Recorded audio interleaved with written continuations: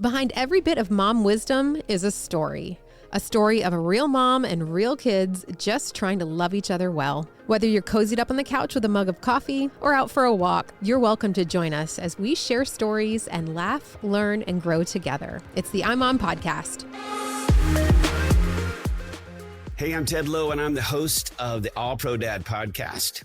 And I am Megan Tignor, and I'm one of the members of the iMOM podcast, and we're doing something a little bit different today. This is our first crossover episode with All Pro Dad and iMOM. And to give you a little bit of context, Family First is the overarching nonprofit, and we have two main programs, All Pro Dad and iMOM. And so that is what has brought us together today to do this joint episode together.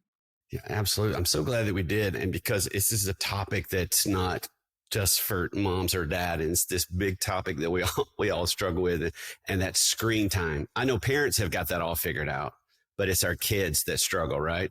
But no, we're excited about doing that together. Megan, you were sharing a story with me as we're talking about this interview the other day about your son. Do you want to share that really quick? Yeah, I was super convicted because I have a 5-year-old and 2-year-old little boys. And I walked out of the room, left my phone somewhere, and one of them brought it to me and said, "Mom, you forgot your phone." And I was just like, I cannot go. They think I can't go anywhere without my phone because it's constantly attached to my hand, or I'm on it or something like that.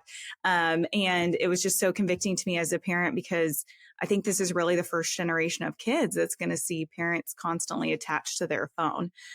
So I am super excited to have Joey here today with RO, because he's done a ton of research on this and has an awesome product. So we wanted to welcome Joey. Megan, Ted, it's so good to see you. Thank you for having me. And by the way, this being the first iMOM and All Pro Dad together, it makes sense because I have the beard of a dad, but I have the hair of a mom.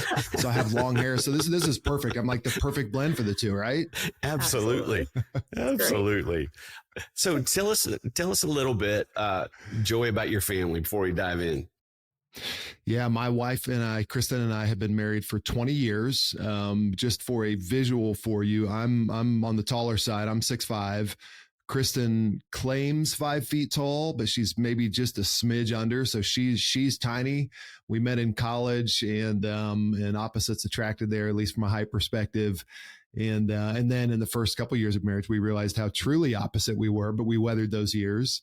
And then we have a 16-year-old son, Harrison, and a 14-year-old daughter, Gianna, and we live in Knoxville, Tennessee. Love that. Well, tell us a little bit about, so you and your partner, Heath Wilson, started RO. Tell us a little bit what led you guys to get the company going. Yeah, so RO RO has been on the market for a couple of years, and we've been in business for a couple of years, but this really goes back years. So I'll take you back 11 years. In fact, when my son Harrison, who I mentioned is 16 years old now, when Harrison was 5 years old, and Harrison was playing in his very first soccer season.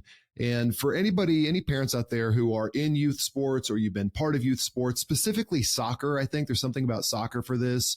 You know, the really good kids, like the kids who are scoring all the goals and the kids who have the most success, are kids who appear to have just gotten out of like a work release program, or maybe live in a halfway house or on parole. Like these are aggressive children out there just dominating the soccer fields. Harrison was not one of those. So, the sweetest kid in the world, kind of high EQ, just a great kid. And as a result, Harrison had not yet scored a soccer goal on this particular Saturday.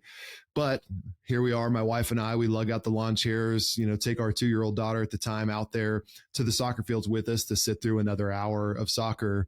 But this particular day, something really, truly extraordinary happened. And it happened about midway through the game.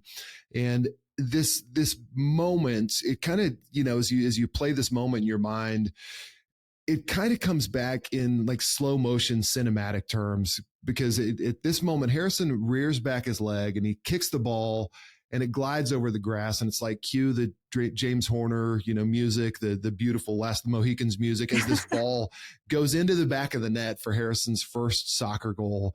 And the sweet crowd, the parents, they went nuts because they knew that Harrison had not yet scored a goal and everybody else on the team had. Harrison's coach comes and lifts him up and hoists him above his shoulders. But there was this little split second, almost an indecipherable split second between the ball going in the back of the net and his coach lifting him up when Harrison did something that 5-year-old boys do. Harrison turned to the sidelines to share this moment with me, for him to see the pride on my face and the smile on my face. And it really was just absolutely magical, except I missed it. Every bit of what I just described, I didn't see with my eyes. I didn't see any of it. I was looking down at my phone. In fact, when Harrison turned to the sidelines, all he saw was the top of my head because I'm just looking down at my phone. And, you ask like, okay, well, what were you doing? And by the way, it could have been the most important work email I've ever had in my life. It could have been me just watching YouTube videos, which is more likely. But what I do know is that I completely missed the moment. And there was only one first soccer goal and I wasn't there for it.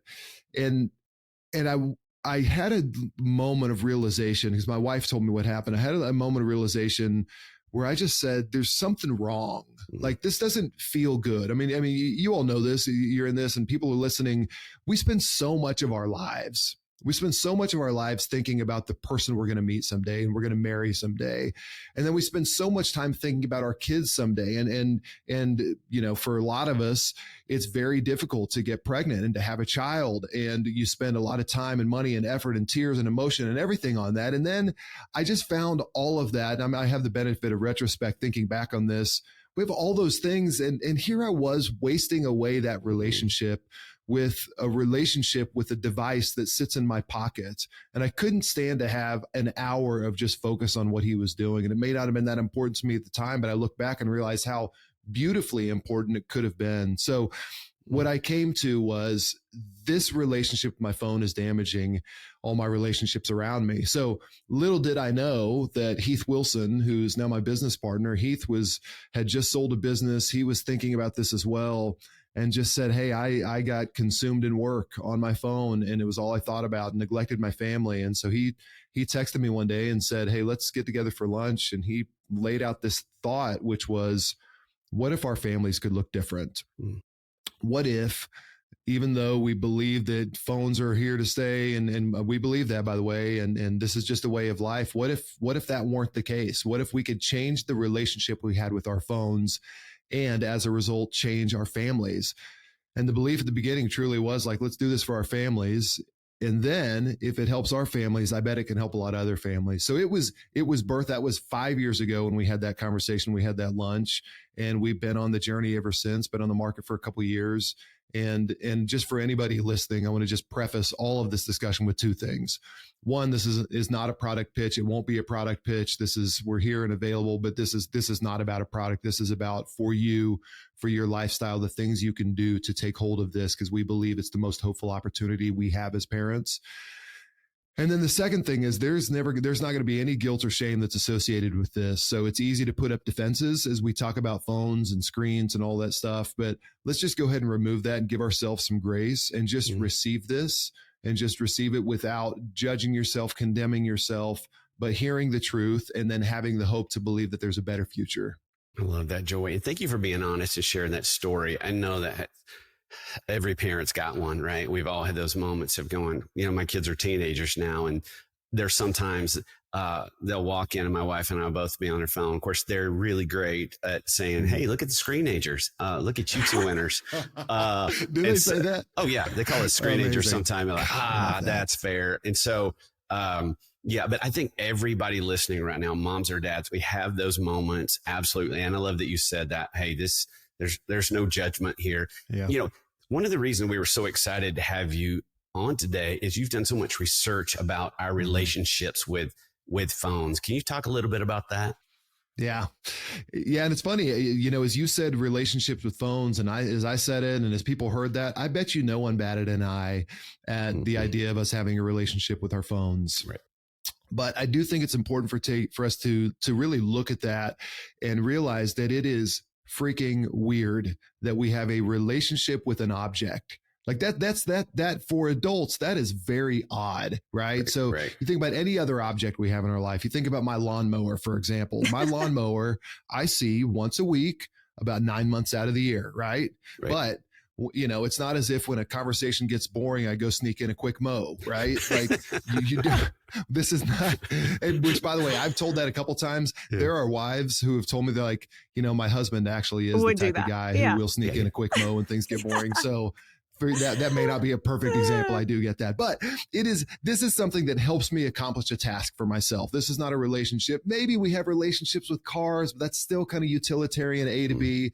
And so it's weird that we have a relationship with our phones. And as we've done more research on this, we have found that children have relationships with objects. So like, okay, well, that's interesting. Well, what is that about? So the relationships that kids have, that kids have relationships with are called comfort objects or transitional objects. And we all know what those are. Those are blankies and those are binkies and those are teddy bears. And they serve a very, very important role in the development of a child.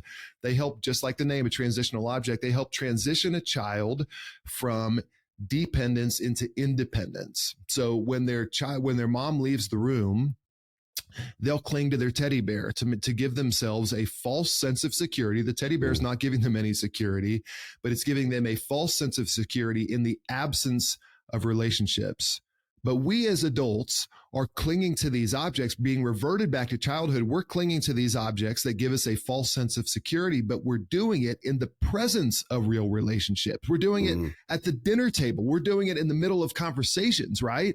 And so these little things, they're reverting us back to this childhood dependence on an object.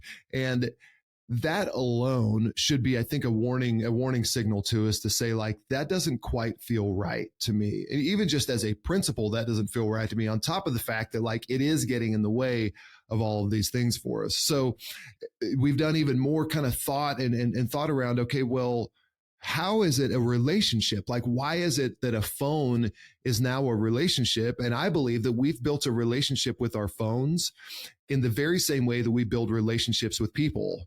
And that always begins, I say always, let's go 99%, don't take me too literally. That always begins with proximity. We are friends. We have relationships with the people that we are around. So that sounds obvious, but when it comes to our phones, we have our phones. Statistics tell us that 91% of us have our phones with us 24 hours a day. We don't have to move our feet to reach our phones. 91% of us. 91% have our phones with us. I believe it. I mean, isn't that it? And it kind of makes sense. I mean, listen, we're 17 years. That's why my child years. brought it to me. He thought I couldn't go somewhere without it. I mean, it's just sad. For a split second, you were in the 9% club, right? And so you had to go get that binky back. So and again, it makes sense. Like, we're with our phones all the time. They do a bunch of great things, but here's why we enter into, we call this the PID loop, PID.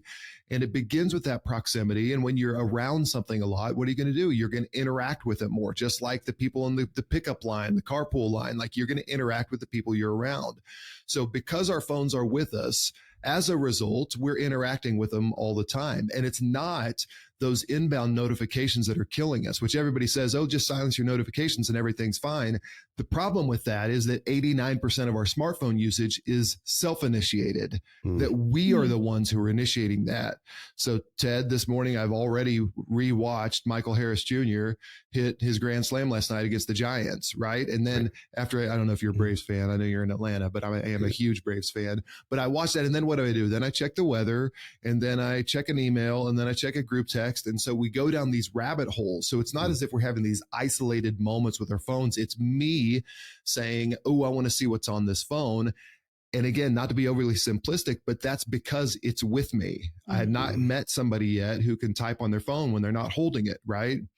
So as a result of the interaction, then we become dependent on our phones. And again, back to the human relationships, this is the same way we form human relationships. And when I'm saying dependence, I don't want us to think of that in a negative way. We become dependent on the people around us. When we've had a hard day, we call our friends, we talk to our spouses. When we need help with the kids, we may call our neighbors for help, right? So we grow these dependencies on the people around us in a pretty healthy way. In the same way, with our phones, they do a lot of great things for us. They really do. There are things that we can get done and accomplish, and relationships we can have, and FaceTimes all across the country. Like, that's a really cool thing that we have those dependencies. Where it begins to get a little bit toxic for us is when we grow into what I would call false dependencies. And so false dependency is where we believe we actually need our phone for a specific thing. And the best example that I know is when it comes to our phones in our rooms at night. We all know you shouldn't look at your phones before bed. The blue light, it kills your sleep. We all know we shouldn't get the deluge of information we get when we wake up in the morning and we pick up our phones. Yet we sleep with our phones in our room. And if you asked anybody, most people would say, I have it in there because it's my alarm clock. Hold on a second. There are things that we all grew up with called real alarm clocks that will do the same job for you, right? Right. But we are into this state of false dependency on our phone. So this is a long monologue on the PID loop, but let's think of how it all comes together. We are around our phones, 91% of us 24 hours a day, which means that we're interacting with them virtually constantly. As a result, we feel dependence on our phones. And the more dependent we feel around them, then we're just going to be around them more. And then we're going to interact with them more, and then we're going to be more dependent on them. So this loop continues on and on and on in a very invirtuous cycle. And if we can go to the very beginning of that, if we can go to that proximity, let's begin there and say, I need to break this, then we're going to find the rest of that. We're going to interact with it less. We're going to realize we don't need it quite as much. And so as a result, we're going to be around it a little bit less. And that continues on and on and on. What I've just described is a very complex way to say, put down your phone, which I realize is an extraordinarily difficult thing. It's very similar to saying, hey, burn more calories than you consume. Simple, very, very simple solution, but a very complex and difficult thing to actually undertake. Yeah, absolutely. It's so subconscious for me. Sometimes I just don't even realize I'm on my phone or that I'm picking up my phone constantly, or when I get that weekly screen report that it's gone up X percent. So I can absolutely see how we just are unaware of it.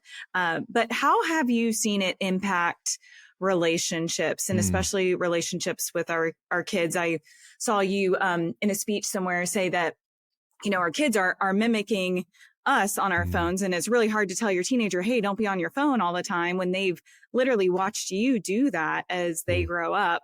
And you had this awesome, really great quote, and I apologize if I'm stealing it from you, but you said, kids will have more of other people's memories than they will of their own memories. And that just stopped me dead in my tracks. I mean, that just killed me. I know. I said that to my daughter after I heard that. I said, and then she gives me the Christian move. Dad, hold on. Look at this TikTok.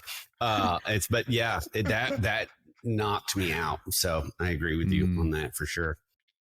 Well, it is, again, in the spirit of not being shameful or judgmental, we still do have to look at the truth, and we do have to recognize what is at stake here. And when it comes to our kids, this is what's at stake, and none of us want to hear it. None of us want to, see it or really look at it in the face. But when you look at it in the face, when you hear something like this, it'll change your perspective on it. And again, I'll repeat it for the listener, is that if we don't do something, and that's a really important precursor to this, is because this is not a fact of life. This is not something that is unmovable. This is something that's movable for us.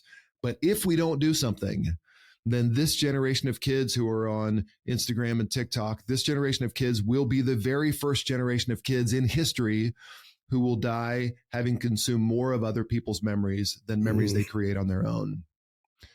And I just don't want that for my kids. Yes, and we're going to talk about this more, where we begin. And you touched on it, Megan, is where we begin. It's with us. Because when it comes to parenting, and again, I'm just going to preface it, and sorry to just continue to give these kind of disclaimers. We're 17 years in. We're still learning. My parents didn't model this for me because they didn't have phones. They didn't know how to disciple me, right? They didn't know how to take me by the hand and lead me along here. So we are learning. However, we are at a point right now with The Anxious Generation coming out this year by Jonathan Haidt that everybody has read. We know the damage. And so the excuses are kind of getting removed. And then we can also feel it. We just feel it. We know it. And we see it. But when it comes to our phones as parents, we follow what we call the 3 M's. This is the model for kind of parenting around technology, is we as parents we model a bad relationship with our phone. There's the first M. We model this bad relationship. We'll phone snub our kids when they're trying to talk to us. We'll sit watching a family movie on our phones. We'll have our phones at the dinner table. We're modeling this bad relationship with our kids. And then someday we give our kids a phone. And of course, what do? They just mimic what they have seen modeled, right? Because you just do the things you think are normal. That's what you believe is normal. So they mimic what we model. They phone snub us. They have their phones at the dinner table. And then we do something that is absolutely crazy with the third M, is we have the audacity to get mad at our kids for mimicking what we've modeled, as if they learned it anywhere else. That's more truth than I'm comfortable with. Hold on a minute. I need to sit with that one a minute. We get mad at them for doing what they've seen us do, modeling. Okay. Yeah, all right. That's right. Okay. That they just, again, there are a bunch of different applications of this, and there are a bunch of different examples throughout history. One of the biggest examples is smoking. When you think about smoking, and since they began this kind of stopped me in my tracks when I saw this. Since they began tracking smoking in adults, since they began keeping those statistics, smoking in adults I think they began doing this like in the 70s or 80s. Smoking in adults is down 78% since they began tracking that data. And they also began tracking, a few years later, they began tracking data of smoking in adolescence. And smoking in adolescence, from when they began tracking it to now, is down, I'll give you a guess, but it's also down 78%. It's down the exact same percentage as adults. That should tell us something, because and this makes sense. I mean, I'm overcomplicating this and saying something that we all know. When you think something's normal, you're just going to do it. You're just going to do what's the normal behavior, because think about our kids. Our kids are adapting machines. That's all they do from a young age. This goes into neuroplasticity and stuff that's, too complex for me to understand. But their brains are continuing to be rewired. So what are they doing? They're observing, they're learning, adapting, observing, learning, adapting, observing, learning, adapting. It's a tongue twister. So they're just adapting, and then their behavior is going to be reflective of what they've observed, what they've learned, and what they've adapted to. So when it comes to our phones, they're going to mimic what we model. And so, yeah, that kind of sucks. But the great news is this: they're going to mimic what we model. So what if we modeled a great relationship with our phone? What if we prioritized our relationship with people over our relationship with our phone? That when someone talks to us, we put it down, that we don't have it at the dinner table. We'll go into a few very practical things you can do in your home in a little bit. But what if we began to model that? And what if they mimicked that? What if they mimicked that? And then you can make memories and make magical moments and any other cool M you can think of, right? Is that we do that because, and I want, if there's like a sound bite, it's this one, because everybody's concerned about this for their kids, is the number one predictor of your child's future phone use is your current phone use.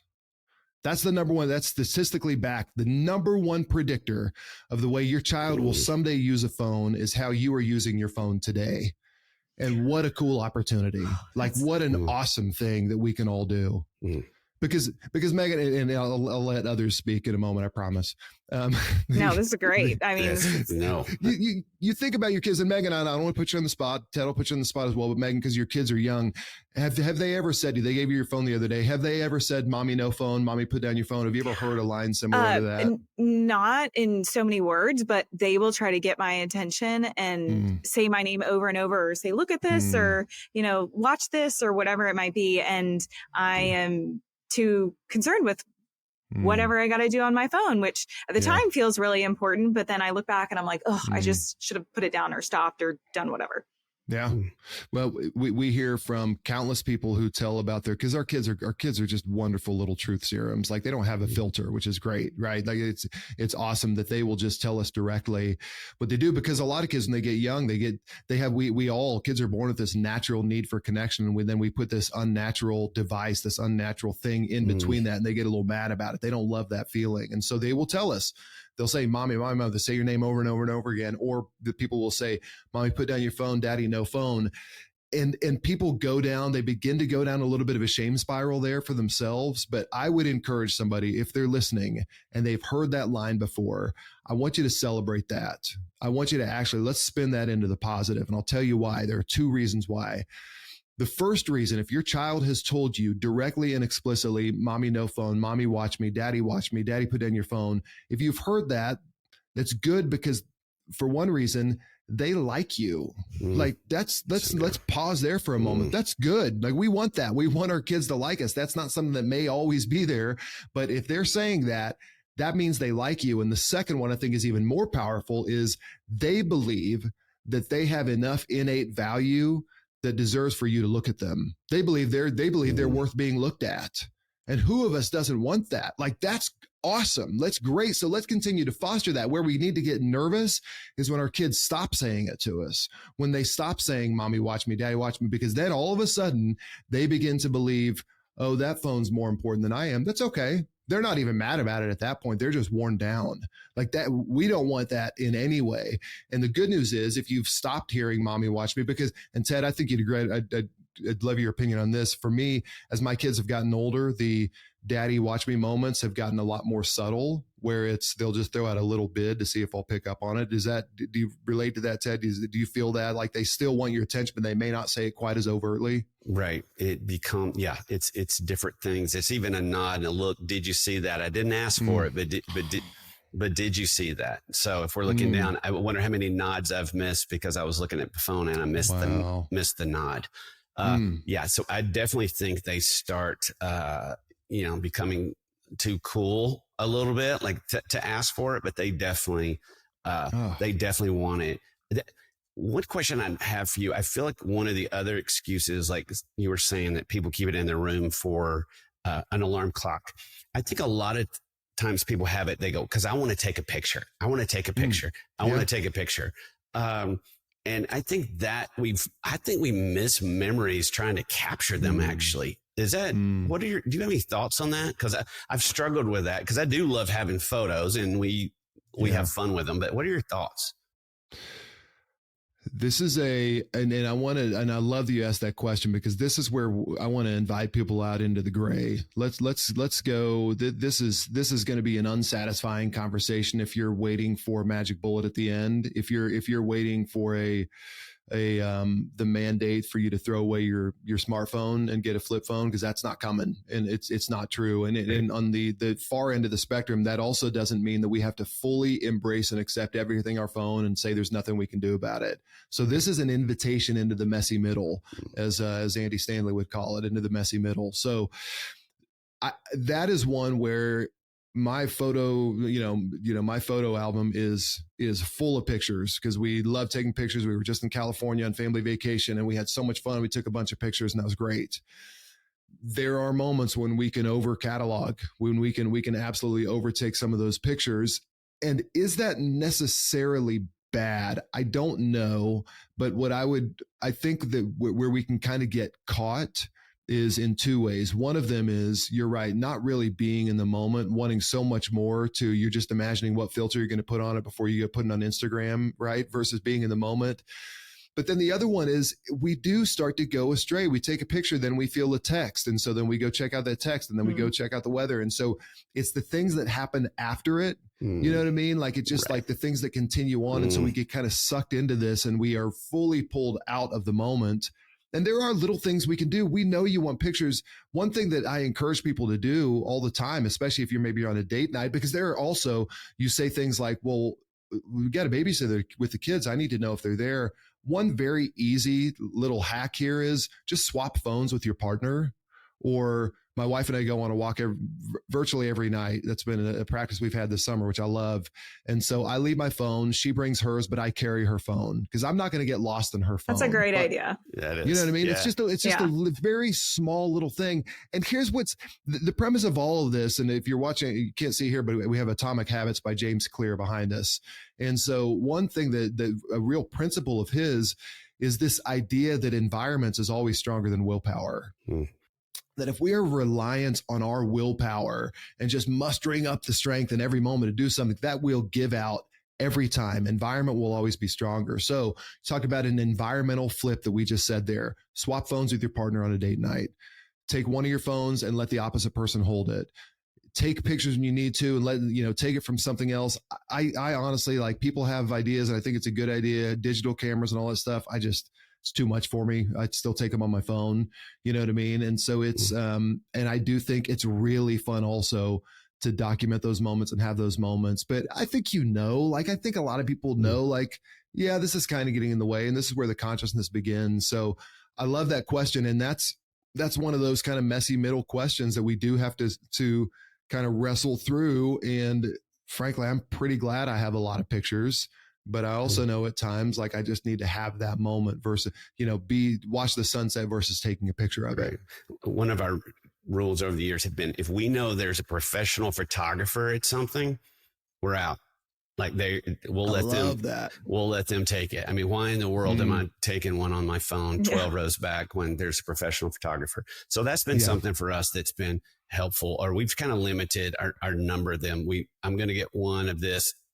I'm probably worse about that than my wife, but I'll try to go, okay, I'm just going to grab one part of this. My daughter's in theater and I'm going to capture it a little bit and then back out.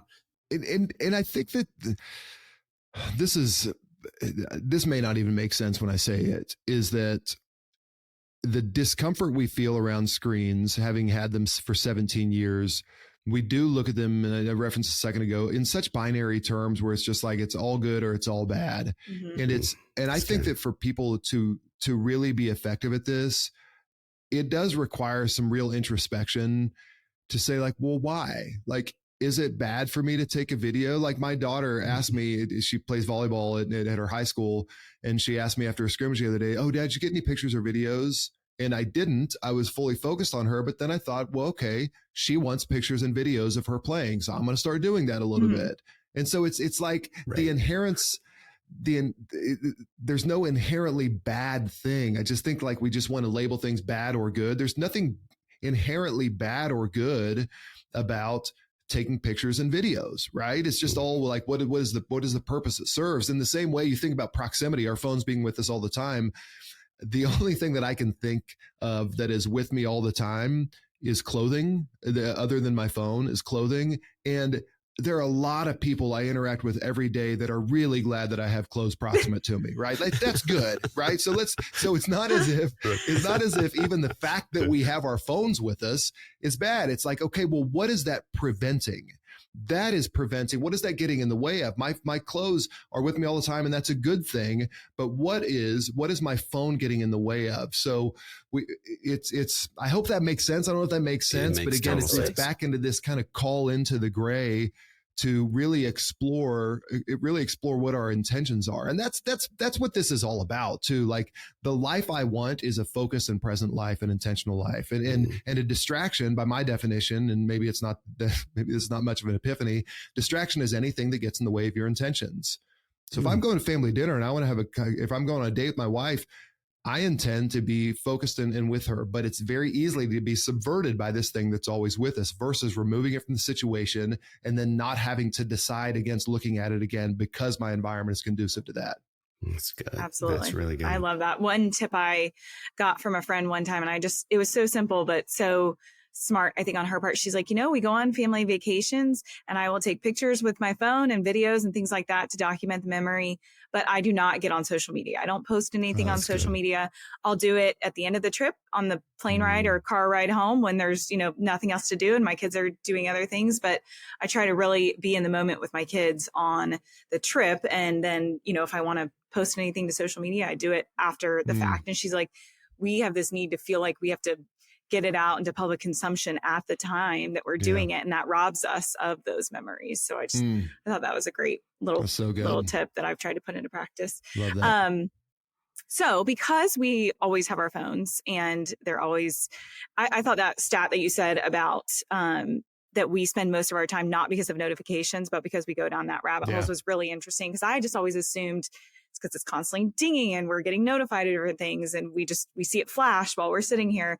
And that's why we're spending so much time on it. But I think to your point of going down the rabbit hole is spot on. So what can families do about it? How can they break Yeah. these habits and break this cycle. As a guiding principle, we always begin at a very unsatisfying place for parents, but it's with the recognition. Let's go back to, let's recognize what's at stake. Our relationships are at stake. The intimacy in our relationships is at stake. And I just mean the closeness. I'm not referring to anything physical there, just the closeness of our relationships at stake. And maybe for most of us, the thing that drives us the most is our kids' futures truly are at stake. And so with all of that said, we encourage people, we just say start, stop. And when I say start, here's where it's going to get unsatisfying. Stay with me, is you have to start with yourself. That's the only place to begin. Jonathan Haidt gave some great guidelines in the anxious generation about when should kids get phone. Kids don't get phones until high school. They don't get social media until they're 16. And you got to get rid of phones in schools. And the Surgeon General says that we need a national strategy to advance connection and all these things. These are great. Congress passed a ban on TikTok and all these things are good. But the thing is, I can't wait for Congress to do this for me. I can't wait for the Surgeon General to do it for me. I can't wait for the school board to do it. And frankly, even if I delay my kid, if I'm not modeled it well, then it's not really going to take hold. It's not going to matter as much, even though I firmly agree with this delay. There's an organization that's just launched called Hang 10, and it encourages people to wait until 10th grade. That's Justin Whitmell Early, who's a great author who some of you may have heard of. So they've just launched this great initiative called Hang 10, which encourages people to do that. But all of this has to start with ourselves. And we have gotten so accustomed to pointing the finger. And I can speak directly to the fellas. I've gotten in real trouble of doing that when I speak to the ladies, but I'll say to the guys, stop blaming your spouse. Stop blaming your kids. Stop saying it's their problem. It's your problem.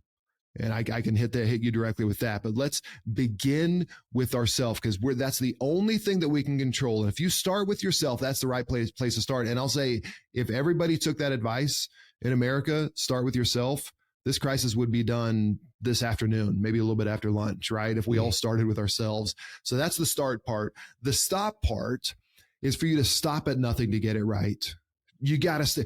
Don't quit fighting. This is a battle worth fighting. I believe this is the greatest opportunity we have as parents to give good things to our kids, to give good things to our relationships. So stop at nothing. So let's say we were out, Ted, you and I are working out, or Megan, you and I are working out, and I'm on the bench press and I get to a rep where I fail and I can't lift it. You pick it up, you spot it for me. I wouldn't quit weightlifting for the rest of my life, right? The next day I would and I'd lift a little bit again. And so I think we get so discouraged when it comes to this topic that I failed again. Well, there's nothing I can do about it. No. That just means you got to get back on the bench and you got to keep working again. And that's okay. And this is for somebody, and take whatever measures. When I say stop at nothing, take whatever measures you need to. Some people may need to go to a flip phone. I don't advocate for that, but some people may say, I have to have it. We are launching in conjunction with Dr. Darren Whitehead at Church of the City in Nashville, and with Gabe Lyons at Think Media. We're launching a church-led initiative called The Digital Fast, and it's based on a book that Darren Whitehead wrote. So that's early January of next year. People can look at that at digitalfast2025.com. But we're doing that because we believe the church can lead this. For people who are people of faith, like the church can lead culture when it comes to technology. And we got to keep doing things like a digital fast to kick off the year. Or again, not a product pitch for RO, but if you struggle with this, RO is a great tool for you to say hey, I'm going to stop at nothing to get this right and go to whatever measure. And I'm going to use this platform to help me get there. But don't feel like you have to be so reliant on your own willpower. Look to these tools that can help you towards this, and absolutely stop at nothing to get this right. Right. And, I love that. Joy, you said you don't want to do a product pitch, and I totally appreciate that. And we don't want that either. At the same time, you've created this incredible tool. I want you to talk about it. We want you to talk about RO for a little bit. Yeah, RO, just a quick precursor. The term RO is probably an unfamiliar word to most people. RO comes from the Maori culture, and it's a term that means to notice, to turn towards, to take heed. And that is back to this whole thing. Why do we need to put our phones down? Well, so that we can turn towards, that we can notice, that we can take heed of the people that are most important to us. So that's the goal. It's the life that happens on the other side. So RO is a platform to help you break the constant proximity of your phone and be present in the moment. So we do that through the RO app. People can download the RO app on a trial for free at the App Store. Just do that now. And then if people want to level up, and you can do that all through software. If people want to level up and say, hey, I actually would love a place in my home to put my phone, we do have the RO box as well. That is something that people can add on to the app. And it's the place for your phone. And I don't know if you use video, but over my shoulder here, the RO box, it's a beautiful white fabric wrapped box with a bamboo lid, charges your phone when you put your phone in there. And what the RO platform does is it quantifies the amount of time that you are away from your phone. Because again, back to the PID loop, proximity, interaction, dependence. If we can solve that proximity piece, that solves most of the problem. So let's get our phones away from us. Let's join the 9% club of people who are away from their phones sometime on a daily basis. So the RO app quantifies that time and it gamifies the experience of being away from your phone. The RO box is great. The RO box, what that does is it serves not only as a place for your phone that holds it and charges it, but also serves as this visual cue of you being present and intentional. And hey, the Odom family, my family, we are present and we're intentional. And this box symbolizes that because we set aside this phone, so that we can be present with the people around us. So the RO platform is built all around that. We've been out for a couple of years and continuing to focus on this really within families. Let's help families get this right. And yes, there are a lot of applications. This will work for somebody else who's, maybe single, somebody who doesn't have a family, but it really is designed for family, the whole application around that. And the cool thing is we hear story after story after story of family who have said, this has been the difference maker for me. I struggled with this. I didn't know what to do. And RO has been the difference for me. So, which actually is a dream come true for us. Heath and I, when we first set out with this, we said, what if someday we heard about a marriage that was impacted by this? What if we heard about kids who had mom and dad back because of this? And we hear those stories on a daily basis, and it's a dream come true. And we have this crazy, crazy idea that we can create an entire generation of intentional families. And I believe by getting this right, that is 80% of the way there, because we're setting aside this thing so that we can prioritize the people and feelings and emotions and everything that's around us and the beauty of the life that's around us just by setting this thing aside. I love that. I love it. You used That's the example of smoking about. earlier, right? And I love the thought of, once people got the data, once people understood the damage, they started making different choices, not only for themselves, but for their families. And so I love what you guys have created. Such a powerful way. Well, and I don't know if my phone's getting old or battery's dying or whatever it might be, but I love the thought of at 5 o'clock when I'm done with work, putting my phone in the box, being present with my kids, doing dinner, bedtime, whatever it is, and then having it charged after they're in bed so I can do whatever I need to do and having it away for that time period. Because I always have to plug it in around 5 o'clock because I think it's dying. Well, Megan, what's cool is about that, and we hear this from a lot of people as well, is you're going to be surprised at how quickly you forget about it. And we can go into a long discussion on habit versus addiction. A lot of smart people saying is we're not actually addicted to our phones. We may compulsively use them, but we're not going to suffer a bunch of physical withdrawal symptoms from this. And I'm talking about the vast majority of us, but this actually, you're going to find that you're going to like the life around you a lot more, and you're going to forget about your phone very quickly because you're actually, and I have this core belief that life and the world around us is a lot more compelling than our phones when we give it a chance to be. And so we're going to forget about our phones pretty quickly.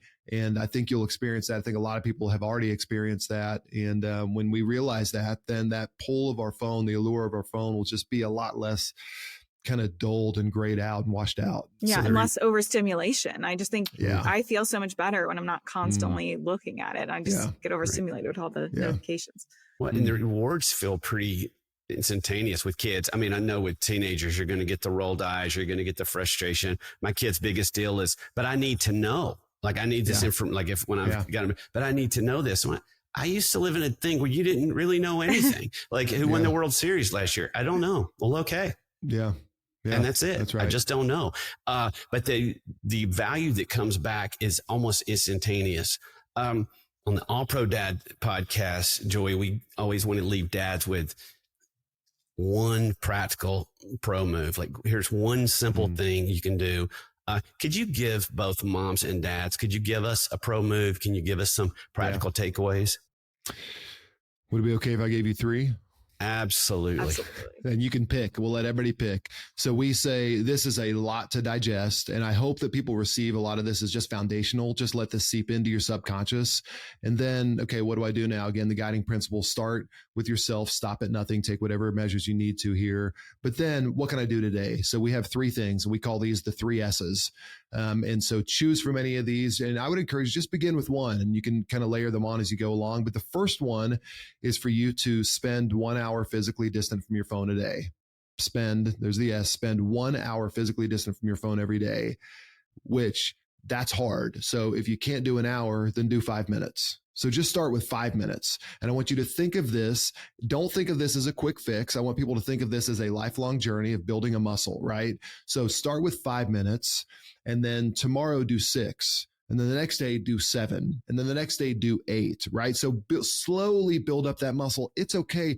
If you've done that, again, we talk about that 91% of us have our phones with us all the time. You are in the 9% club if you spend 5 minutes a day physically distant from your phone. So just begin there. Spend 1 hour physically distant. If you can't do an hour, do 5 minutes. And if you're already doing an hour, do an hour and a half. So you have to focus on that proximity. So that's one. The second time is I want you to think around your home, and I want you to think about times and places. And we're going to call these sacred times and sacred places. Sacred times, sacred places where your phone does not go. And the easiest one to begin is the dinner table. Let's just say dinner table, it's no phone zone. That is sacred to us. And sacred, it kind of elevates it when you call it sacred. The phone is sacred. By the way, for people who have kids who have phones, and we don't mandate a bunch, we don't prescribe a bunch, but what I would say is don't let your kids have their phones in the rooms overnight. Just don't. There's a bunch of go Google why you shouldn't instead of having me talk to it, but it's super important. That's one we do prescribe. But again, first one is spend an hour physically distant from your phone every day. Number 2 is establish sacred times and sacred places. And then the third one, this is my favorite one. This is a little bit more art more than it is science. And it's just to search for moments of connection. Those moments of connection are happening all around us. My daughter comes in from volleyball and says, "Dad, it was a rough practice." Oh, there's a moment, potential moment. My wife says like, "Oh, I'm so frustrated right now with the school." Okay, there's something. My son says, "Dad, can I talk to you about something?" Okay, there's something. And there's a response. This is a moment for you. That moment's not going to happen without your response. And your response, I believe in that moment, you can say the 6 most powerful words in the English language in a relationship in 2024. And they're real basic. It's let me put down my phone. That's it. I know that sounds overly simplistic, and I understand. Don't discount this because it's so simple, because it's so powerful. Say, let me put down my phone. Just that simple word, just almost in passing, and then physically put your phone somewhere else. If you have an RO box, put it in the RO box. If you have a drawer, which I bet you do, put it in a drawer, but put it physically distant from you, and then sit down and make eye contact. Because what you're doing is communicating something unbelievably powerful to a relationship. What you're saying to that person is, there are 8 billion people on earth who can theoretically reach me on my phone. And you are more important than every single one of them right now. So let's just think for a minute what that can do for a relationship. Let's think what that can do for the closeness and intimacy in a relationship. Let's think about, for my 14-year-old daughter, what that does for her, a girl who is in high school and figuring out who she is and who has all the stuff around her, that the next time that she may feel bullied, or the next time that she is tempted to kind of go into the world of body comparison and all that kind of stuff, that she has a moment that says, I know I'm valuable. I know because my dad looks in my eyes. That gets me choked up talking about it, because I know that I have value because my dad looks in my eyes. What does that do for my son, a young man who wants to be a good man, right? What does that do for my wife after 20 years and that intimacy and closeness in our relationship? What does that do to strengthen a marriage, to tell her after all this time together, you're still the one I see? So I'm going to hit those one more time. 1, spend an hour physically distant from your phone. 2, establish sacred times and sacred places where your phone doesn't go. And 3, just the most beautiful, cool opportunity we have, which is to search for moments of connection. And here's the cool thing. You don't need a box to do this, and you don't need an app to do this. You can do it right now. So I dare anybody out there to test me right now. Test me today and try any one of these 3 out. And I promise you that whether it's today or down the road, they will notice, and you will see that muscle built over time and those relationships getting stronger over time just by implementing these very, very small things. Gosh, Megan, I don't know about you, but I am pumped up right now. I am too. I'm going to try it today. I'm going to try all 3 today. I love it. I love it. Let's go. I love that. It's so easy. Such easy steps. Like you said, you can start small and work your way up. It doesn't have to be this thing overnight that you just like go cold turkey going along with the addiction metaphor. But I love those 3 easy steps. So practical. Joy, you've done a great job at not only painting the issue, but also some of the solutions and also what happens if we do. And I think that's a beautiful thing. Thank you guys for doing what you're doing. It's so huge. Yes. It's so needed. You're so ahead of the curve on this. It just could not matter more. It's kind of this crazy thing that no one's calling crazy. So thanks for calling out crazy, but not just calling it crazy, giving us some solutions. Thank you so much for being with us. How can people find out more about what you guys are doing? I know we're going to put it in the show notes, but I would love the first step, the most important step. I would say people just go download the app. It's just the ARO, download it wherever you get apps, search RO, download the app and try it for free. See if this is something that will fit for you. If you want to learn more about just kind of generally, please go to GoAro.com, GoAro.com. And we're also going to give listeners here, we're going to give a discount on the box. If you decide to level up on the box after you have a subscription, to get a discount on the box, that code will be Family First at checkout. So you can get a discount there. And I'm sure you all will link all that in the show notes with details, but we do want families to win. That's who we're here for. So try it out with the app. Just go download the RO app and then use Family First at checkout to get a discount on the RO box. I love that. Well, thanks again for joining us. Thanks so much, Joey. Thank you all so much. Appreciate you having me on. Thanks for listening to the iMOM podcast. iMOM is the motherhood program of the nonprofit organization Family First. Along with our fatherhood program, All Pro Dad, we exist to help you love your family well. Subscribe to our daily email, the iMOM Minute, by going to imom.com/subscribe and get tons of great ideas, insight, and inspiration. The iMOM podcast is hosted with Susan Merrill, Megan Tignor, and Chloe Blumenthal.